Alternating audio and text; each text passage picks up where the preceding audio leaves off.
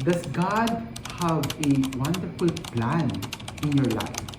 Jeremiah 29:11 says this, "For I know the plans I have for you, declares the Lord, plans to prosper you and not to harm you, plans to give you hope and a future." Marami sa atin paminsan ay nag-iisip, meron bang talagang magandang plano ang Panginoon sa buhay ko?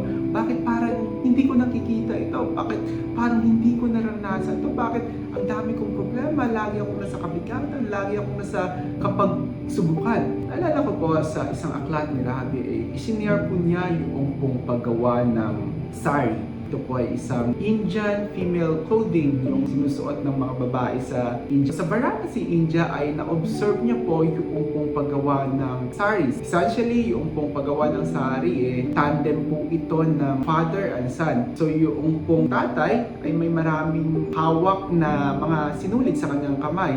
Yung anak naman doon, nakaabang sa shuttle, yung tinutulak-tulak ba para gumawa ng fabric. Now, yung pong anak ay nag-aabang lamang doon sa sign na ibibigay ng tatay niya para i-move yung shuttle. So every time na magnanod yung father niya, ay i-move niya yung shuttle. At it would take days, weeks para po mabuo yung pong saring ito. Now, kung titignan mo yung anak, ay walang pong ideya kung ano yung magiging design o pattern ng fabric ng saring na kanilang ginagawa. Yung may alam lamang nito ay yung kanyang tatay sa mind lamang ng tatay yung design ng fabric na kanilang ginagawa. But every time magnad yung father at susunod yung anak sa pag-move ng shuttle, unti-unti makikita niya yung pong magandang design ng fabric para po gawing sari. So here's the thing, for that child, para makita niya yung magandang design ng kanyang ama na nasa isip lamang ng kanyang ama, kailangan niyang sumunod every time na mag-signal ang kanyang ama na i-move yung shuttle.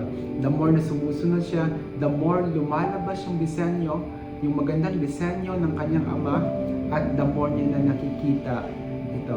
In like manner, alam niyo po, sa pagdating po sa Panginoon, sa mga utos ng Panginoon, paminsan hindi nangyayari or hindi natin makita yung magandang plano ng Panginoong Diyos sa buhay natin kasi nga po hindi po tayo marunong sumunod sa mga pinag-uutos sa atin, sa mga commandments sa atin ng Panginoon. Yung minsan, pakiramdam natin sa commandments ng Panginoon, parang bagang yung nasa buffet na pwede kang mamili lamang. May mga commandments ng Panginoon na pinipili lamang natin yung sinusunod natin. Kaya hindi natin nakikita, hindi natin na-appreciate yung pong magandang disenyo ng Panginoon or yung magandang plano ng Panginoon ay hindi po nangyayari at nagaganap sa buhay natin. Pangalawa po, hindi natin nakikita minsan yung magandang plano ng Panginoon kasi yung picture natin sa magandang plano ng Diyos ay iba po.